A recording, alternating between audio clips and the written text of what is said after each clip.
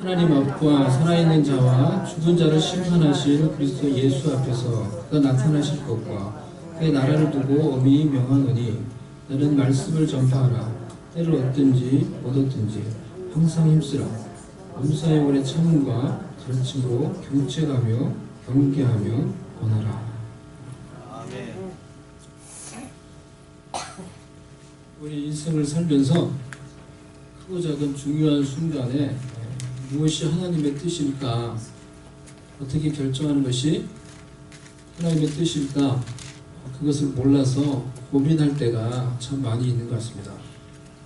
저도 그럴 때가 많이 있는 것 같습니다.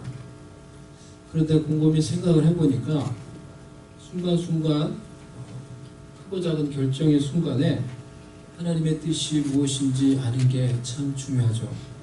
근데 그것보다 더 중요한 것은 어떠한 순간에도 어떠한 결정에도 그것이 하나님의 뜻이면은 내가 늘 순종할 것이다 라는 그런 결단의 태도를 가지는 것이 더 중요하다는 것입니다.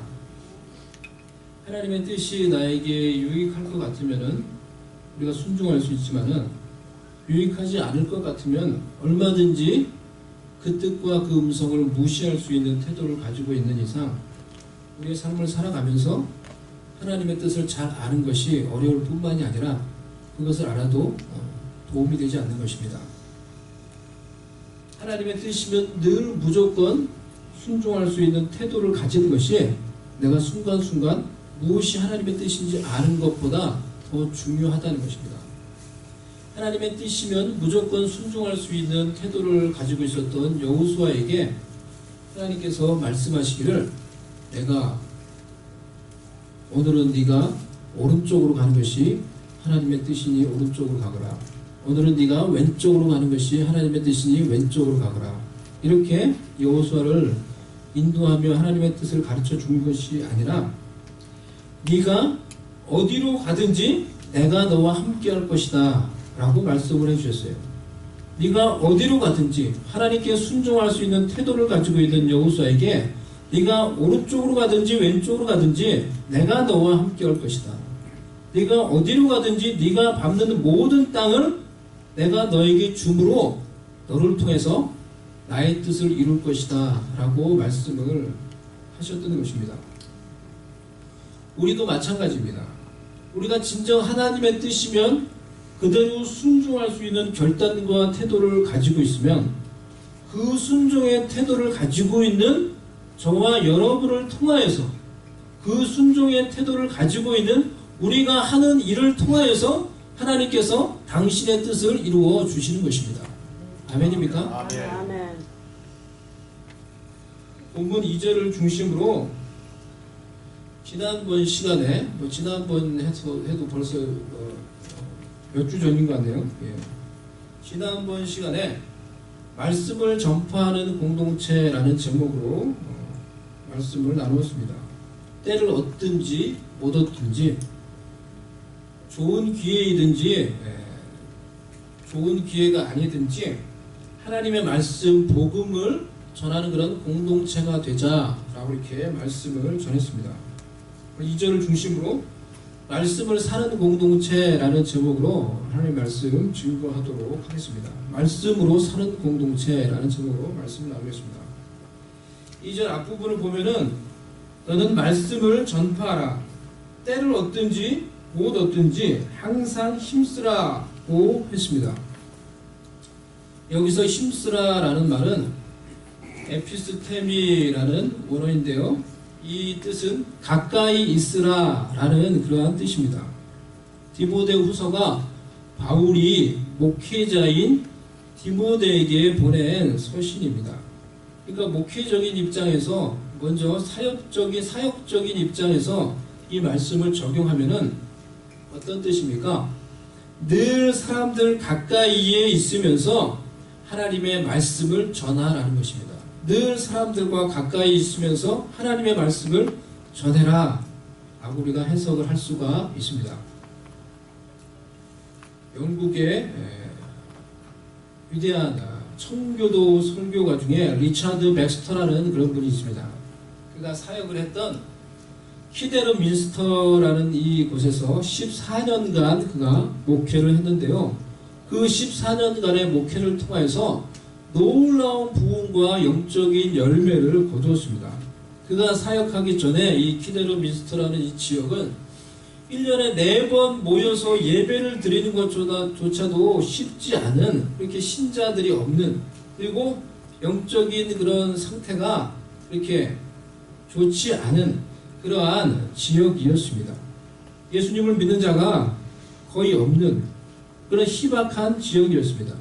하지만 그가 그곳에 가서 열정적으로 헌신적으로 사역한 후 14년이 지났을 때 그 지역에 있는 800여 가정의 거의 모든 가정에서 가정 예배를 드릴 정도로, 모든 가정이 예배를 드릴 정도로 영적인 변화와 부흥의 열매가 나타났던 것입니다. 그래서 방문객들이 그 지역을 지나가면은 저녁이 되면은 모든 가정마다 성경을 읽고 기도하며 예배하는 소리를 들을 수 있었다라고 이렇게 보고를 하고 있습니다. 그가 이렇게 놀라운 사역을 할 수 있었던 이유는 그 2가지 핵심 사역이 있었습니다. 첫 번째는 설교였습니다.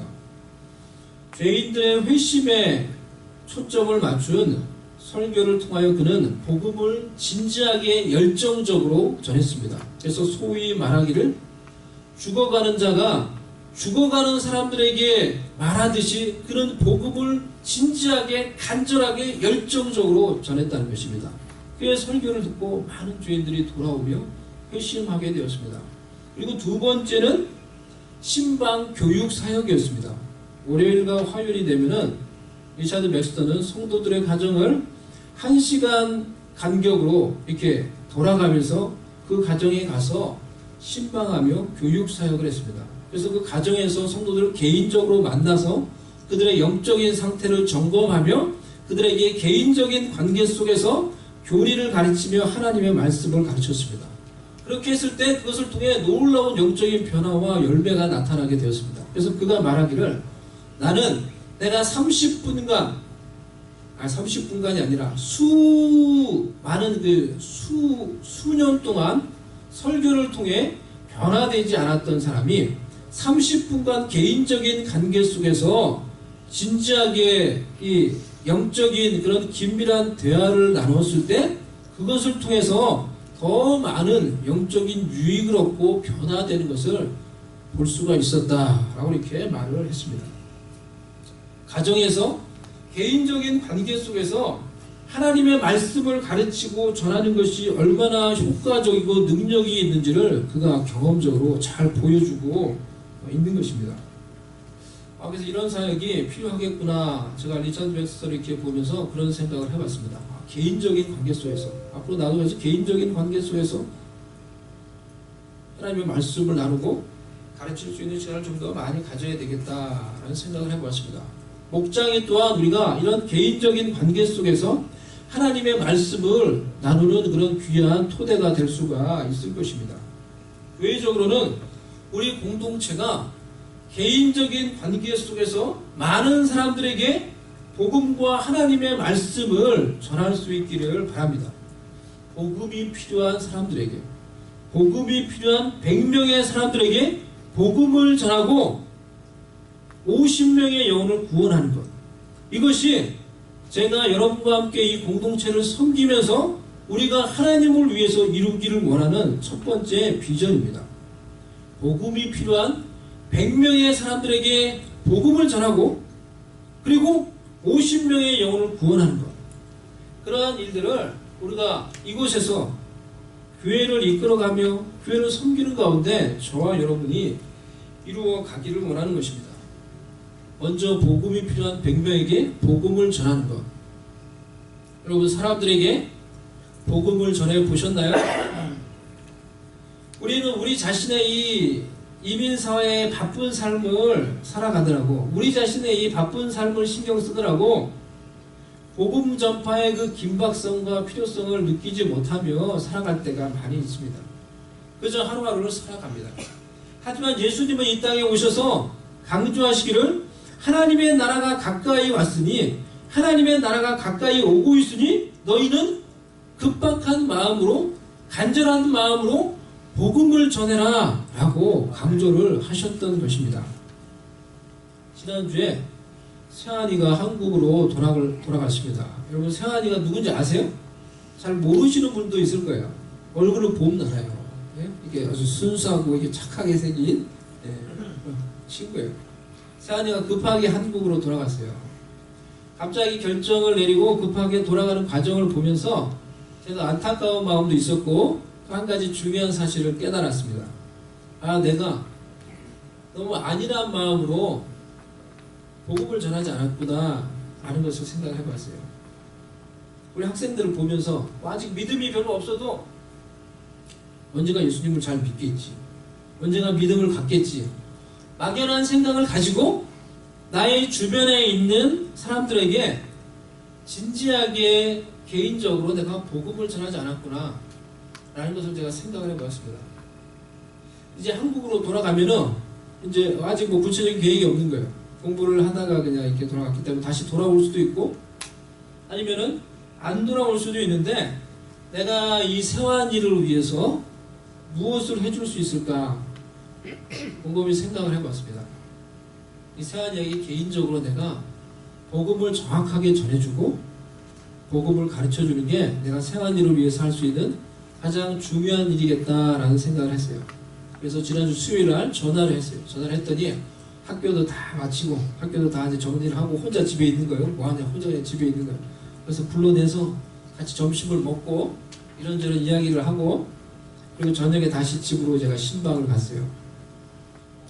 신방 가서 우리 학생들에게 이제 먼저 간단히 이렇게 말씀을 전하고 세한이에게 또 따로 방에 들어가서 개인적으로 제가 복음을 전했어요. 영어 사형리를 가지고 사형리가 집에 있더라고요. 그래서 영어로 된 사형리를 가지고 그것을 읽어주면서 다시 한국말로 설명을 하면서 천천히 복음을 전했어요. 4가지 이 영적인 원리가 있는데 첫 번째는 하나님이 세환이 너를 정말 사랑하며 너를 위한 놀라운 계획을 가지고 계시다는 거예요. 그래서 쭉쭉쭉 설명을 쫙 해줬어요. 그리고 나중에 다 설명을 하고 예수님을 영접하는 그런 기도문이 있는데 그 기도문을 같이 읽고 같이 나와 기도할래? 기도하겠다는 거예요. 그래서 같이 믿음으로 같이 고백을 하며 저하고 예수님을 영접하며 자신의 믿음을 고백하는 기도를 같이 했어요. 서툴지만은 그가 그의 입으로 예수님에 대한 믿음을 고백하는 그리고 그렇게 하나님께 기도를 드리는 아주 중요하고 소중한 순간이었어요.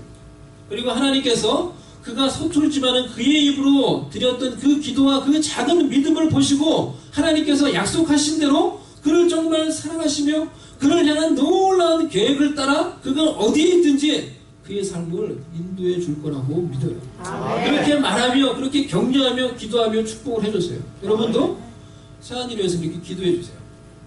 그렇게 하나님께서 그 아들을 그 속에 있는 작은 믿음을 보고 하나님 그 아들을 이끄시고 하나님이 사랑하는 그 아들을 하나님께서 선하게 인도하셔서 놀라운 뜻을 이룰 것이라고 믿고 축복하며 기도해 주시기 바랍니다. 우리가 해야 할 일은 우리가 먼저 복음을 알고 믿고 이 복음의 감격을 회복하여서 내 주변에 복음이 필요한 자에게 이 복음이 무엇인지 정확하게 가르쳐주고 정확하게 전해주는 거예요. 그래서 그들이 이 복음을 듣고 믿음으로 반응할 수 있도록 그들을 도와주는 것입니다. 그것이 우리가 주님을 섬기면서 주님의 교회를 섬기면서 해야 될 가장 중요한 일이라고 할 수가 있는 것입니다. 그러니 여러분 복음을 바로 아시고 복음으로 무장되어서 여러분의 개인적인 관계 속에서 이 복음을 여러분 주변에 있는 사람들에게 전할 수 있는 여러분들 될 수 있기를 바랍니다. 아멘. 또 항상 가까이 있으라라는 이 말은 항상 하나님의 말씀 가까이에 있으라 라고 우리가 해석할 수 있습니다. 항상 하나님의 말씀 가까이에 있으면서 이 말씀대로 살아가는 사람이 되어라 라고 우리가 해석할 수가 있습니다. 우리는 하나님의 말씀대로 사는 개인과 하나님의 말씀대로 사는 공동체가 되어야 합니다. 우리가 하나님의 말씀대로 살면은 승리하고 내 생각대로 살면은 실패합니다. 아멘. 우리는 이 간단하면서도 중요한 이 명제를 우리의 삶 가운데 실천하지 않아서 우리는 실패할 때가 많이 있어요. 사실 우리가 신뢰하는 우리의 생각은 편협하며 건전하지 못한 경우가 많이 있습니다. 많은 경우 우리의 생각 속에는 우리의 상처와 그로 인한 오해와 편견과 선입견들이 들어있어요. 나에게 상처가 있으면 그로 인해 누군가를 우리가 불신하게 됩니다.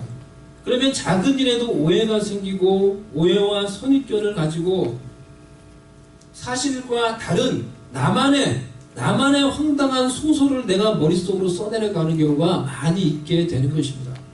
소설을 많이 써요. 나 혼자 그냥 소설을 쓰는 거예요. 소설, 내 생각 속에서. 얼마 전에 인터넷에 보니까요, 이런 기사를 제가 읽었습니다. 어떤 두 장애인 사이에 사소한 오해로 인해서 생겨난 그런 비극에 관한 그런 기사였습니다. 한국에 있는 어떤 두 장애인 이야기인데요. 나이가 많으신 이 전 씨라는 분은 청각장애와 언어장애가 있는 분이었습니다. 그리고 좀 더 젊은 이 씨라는 분은 지적장애가 있는 분이었습니다. 이 둘은 닭을 해체한다는 말 무슨 말인지 알겠죠? 하여튼 닭을 이제 먹을 수 있도록 해체하고 뭐 하는 거예요. 닭을 해체하는 작업을 같이 한 작업대에서 일하는 그런 동료였습니다.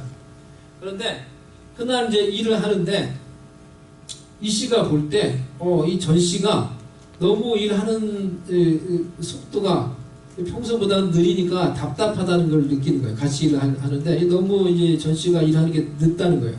그래서 답답함을 느꼈어요. 그래서 좀 더 빨리 하라고 이렇게 무언가 이렇게 말을 하는 것입니다. 이렇게 좀 더 빨리 하라고. 근데 전 씨는 청각 장애가 있으니까 잘 못 알아듣는 거죠. 말을 잘 못 알아듣는 거예요. 이 씨는 좀 더 빨리 하라고 막 이렇게 얘기를 하고. 그러다 전 씨가 언성을 높이면서 뭐라고 고성을 친 거예요. 전 씨가 또 자꾸 뭘 얘기하는 것 같은 거죠. 뭐 이렇게 막 소리를 지르는데 이 씨가 생각할 때 나한테 욕을 한다고 생각을 한 거예요. 아, 나한테 욕을 하는구나. 나한테 욕을 한다고 생각을 하고는 계속해서 나에게 욕을 한다고 생각하고 화가 나서 작업을 하고 있던 그 도구를 그만 화가 나서 그 전 씨에게 집어 던졌어요. 가까운 데서 확 집어 던졌기 때문에 그 흉기가 가슴팍에 그대로 꽂혀서 그대로 죽고 말았습니다. 왜 이런 일이 일어났는가 조사를 해보니까 전 씨라는 분이 자신에게 그냥 어떤 소리를 지른 건데 나한테 욕을 한다고 생각을 하고 계속해서 욕을 한다고 생각을 하고 그래서 화가 나서 그걸 참지 못해서 그런 일을 했다라는 것입니다. 장애인들 사이에 사소한 오해가 불러일으킨 그런 비극이 일어나게 되는 것입니다. 우리에게도 크고 작은 상처들이 우리의 마음과 삶 가운데 해결되지 않은 채 우리가 가지고 있을 때 그것이 사실 우리에게 영적인 장애를 일으킵니다. 그리고 그런 영적인 장애가 관계 속에서 또 다른 오해와 상처를 계속해서 불러일으키게 되는 것입니다. 인정하기 싫지만 사실 우리는 크고 작은 상처들을 다 가지고 살아갑니다. 또 그로 인해 크고 작은 영적인 장애를 가지고 살아가는 불완전한 사람들입니다. 그렇기 때문에 나의 이 불완전한 때로는 편협한 그런 생각대로 사는 것이 아니라 하나님의 말씀대로 살 때 우리의 삶 가운데 승리가 주어지게 되는 것입니다. 예수님조차도 마귀의 시험 앞에서 자신의 생각과 능력으로 그 마귀와 시험을 물리치는 것이 아니라 오직 기록된 하나님의 말씀을 가지고 대응함으로 마귀와 시험을 물리치셨던 것입니다. 그러니 내 생각대로만 살지 말고 삶의 여러 경우에 있어서 말씀을 그대로 적용해보고 그것으로 내가 승리하는 것을 경험하는 것이 우리의 삶 가운데 필요한 것입니다. 실제적인 삶의 영역에서 여러분이 말씀대로 살아서 승리를 경험한 적이 있습니까? 여러분이 말씀을 붙잡고 여러분의 삶 가운데 실제적으로 적용을 해서 그 말씀이 이루어지는 것을 경험해 본 적이 있습니까? 9월달, 고개를 끄덕이는 분도 계시고요. 9월달 생명의 삶에 보면 이런 예화가 있습니다. 어떤 한 운동선수 이야기인데요. 어떤 한 운동선수는, 이 선수는 크리스천이었습니다. 근데 그 선수의 선배가 이 크리스천인 이 운동선수를 너무나 괴롭히는 것입니다. 지키지 못할 규율을 만들어 놓고 지키라고 하면 그를 괴롭히는 것이었습니다. 너무 힘들고 어려웠습니다. 하지만 그가 하나님의 말씀을 보면서 말씀으로 인내해야 된다라는 것을, 어려운 가운데 인내해야 된다라는 것을 기억하며 인내하며 끝까지 그 선배에게 악으로 대항하지 않고 인내하며 그 선배를 잘 섬겼습니다. 그러자 얼마 후에 그 선배가 찾아와서 말하기를 나는 크리스찬이 되고 싶은 마음은 없다. 하지만 내가 크리스찬이 되면은 나는 너와 같은 크리스찬이 될 것이다. 라고 이렇게 말을 하더라는 거예요. 이것이 바로 우리의 삶 가운데 있는 어려운 가운데서도 우리가 정말 말씀을 붙잡고 인내함으로 승리한 예라고 할 수가 있는 것입니다. 여러분의 실제 삶 가운데 없나요? 오늘 송미연 집사님이 간증을 다 안 하셨는데 제가 말씀을 드리면은 제가 그 얘기를 들었어요. 그래서 좀 나누시라고 얘기를 했는데 말씀을 안 하셨어요. 하와이에 가서 다 이제 그래서 따로 이제 뭐 개인적으로 이렇게 막 앉아서 기도할 시간이 별로 없으니까 운동하면서 이제 아침에 기도를 하시는 거예요. 기도하시고 이렇게 막 하나님을 찬양하고 그러는 가운데 사람들을 만나면은 밝게, 그러니까 너무나 밝게 사람들을 보면서 막 인사하기 시작했다는 거예요. 사람들을 보면서 모르는 사람이면 그 사람들을 보면서 내가 굿모닝 인사하면서 막 인사를 했다는 거예요. 이것을 통해서 내가 내 속에 있는 예수님의 사랑을 전할 수 있다라고 생각을 하고 그렇게 하셨다는 거예요. 그렇게 막 했더니 마음속에 하나님 주신 은혜가 있고 또 기쁨이 있고 나중에 되니까 그 모르던 사람이 자신한테 먼저 내가 인사를 했더니 먼저 이제 그 사람들이 더 막 되려 기쁘게 자기를 보면서 인사를 하더라는 거예요. 아멘. 예? 누구든지 어째 보면은 우리가 마음만 먹으면은 밝은 얼굴로 다른 사람에게 인사하는 거. 누구든지 마음만 먹으면 할 수가 있는 거예요. 저는 인사에 은사가 없어서 인사 못해요. 저는 교만과 이 거드름의 은사만 있어가지고 목이 곧은 백성에서 인사할 수 없어요. 이렇게 말할 수 있는 사람 아무도 없는 거예요. 우리가 정말 마음만 먹으면 누구든지 할 수 있고 누구든지 실천할 수 있는 일이에요. 근데 그 작은 실천을 통하여서 우리도 모르는 사이에 누군가에게 하나님의 따뜻한 사랑과 하나님의 마음을 누군가에게 전할 수 있다는 것입니다. 아멘. 아멘. 아멘. 그래서 우리가 거창하게 복음을 못 전해도 이 작은 실천으로 하나님의 사랑과 빛을 세상에 드러낼 수가 있는 것입니다. 미국의 유명한 복음 전도자인 D.L. 무디가 사용했던 이 성경책에는 성경책 여백에 T하고 P라는 글자가 가득 적혀 있었다고 하죠. 그래서 누군가가 물어봤습니다.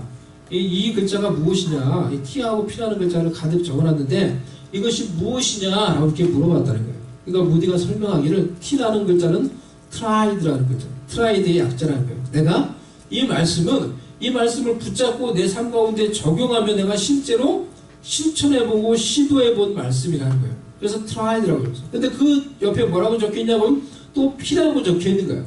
내가 이 말씀을 붙잡고 내 삶 가운데 그대로 실천하며 적용해 보았더니 이 말씀이 진리라는 것이, 이 말씀이 사실이라는 것이 내 삶 가운데 경험되고 증명이 되었다는 거예요. 그래서 프루브, P라는 글자를 적어놨다는 거예요. 이런 T와 P를 이 무디의 성경책 여백에 가득히 적어놨다는 거예요. 이것이 무디가 능력있게 살아갈 수 있었던 비결이었던 것입니다. 여러분은 어떻습니까? 여러분의 삶 가운데 말씀대로 살아서 여러분의 삶 속에서 입증되고 증명된 하나님의 말씀은 무엇입니까? 이번에 세환이가 갑자기 급하게 이제 한국으로 돌아가는 그런 모습을 보면서 한편으로는 제가 마음이 무겁고 아팠어요. 그런데 이모 대신 우리 선생님과 이렇게 이야기를 나누면서 마음에 위로를 얻을 수가 있었어요. 세환이가 아주 어려서부터 이렇게 외국에 나와서 늘 이렇게 공부했다는 거예요. 그래서 늘 부모님과 떨어져 지냈다는 거예요. 근데 이번에 이렇게 조금 어려움도 겪고 사고 나면서 그러면서 이제 부모님이 생각하기를, 그래서 부모님이 이 엄마가 세환이에게 얘기하기를, 세환아, 엄마가 참 미안해. 세환이한테 너무 잘못한 것 같아서 엄마가 너무 미안해. 이렇게 얘기를 하니까 세환이가, 아니, 엄마가 나한테 뭘 미안해. 엄마가 뭘 나한테 잘못했어. 아니야. 세환이가 늘 밖에서 이렇게 엄마하고 부모님하고 떨어져 지낸다고 너무 힘이 들었던 것 같아. 그러니까 이번에 세환이 이번에 들어와서 당분간 엄마 아빠하고 같이 있자. 그렇게 얘기를 해서 이제 세환아 들어와라 얘기를 한 거예요. 그래서 이제 부모님이 들어오라고 하니까 세환이도 이제 들어간 거예요. 제가 그 얘기를 들으면서 그래, 어려서부터 늘 이렇게 공부한다고 늘 부모님과 떨어져 지내면서 나와 지내면서 얼마나 알게 모르게 힘이 많이 들었을까. 이번 기회에 부모님과 같이 있으면서 이렇게 좋은 시간을 가지는 것도 좋은 의미가 있겠다라는 그런 생각을 해보았습니다. 아직은 막연하지만 이 복음을 듣고 또 복음에 대한 이런 작은 믿음을 가지고 이 들어간 이 아들을 하나님께서 약속하신 대로 그의 사랑 가운데 그 놀라운 계획을 따라 이 아들을 앞으로 인도해 주실 것이라고 믿어요. 그리고 격려해 주며 기도해 주었어요. 그리고 이제 카드를 제가 하나 만들어서 다른 아이들도 좀 적게 하고 카드를 이제 적어서 줬는데 거기에다가 로마서 8장 28절 말씀을 적어서 줬어요. 우리가 알거니와 하나님을 사랑하는 자, 곧 그의 뜻대로 부르심을 입은 자들에게는 모든 것이 합력하여 선을 이루느니라. 이 말씀을 적어줬어요. 이 말씀은 제가 개인적으로 저의 가정사를 통해서 저의 가정을 통해서 제가 개인적으로 경험하고 체험을 했던 말씀이에요.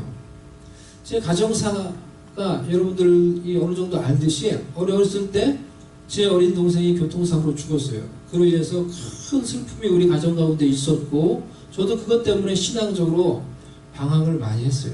근데 그 일 때문에 결국에는 지금의 제 여동생이 되는 친척이 되는 여동생을 입양을 했고요. 그래서 그 친척이 제 여동생이 되었어요.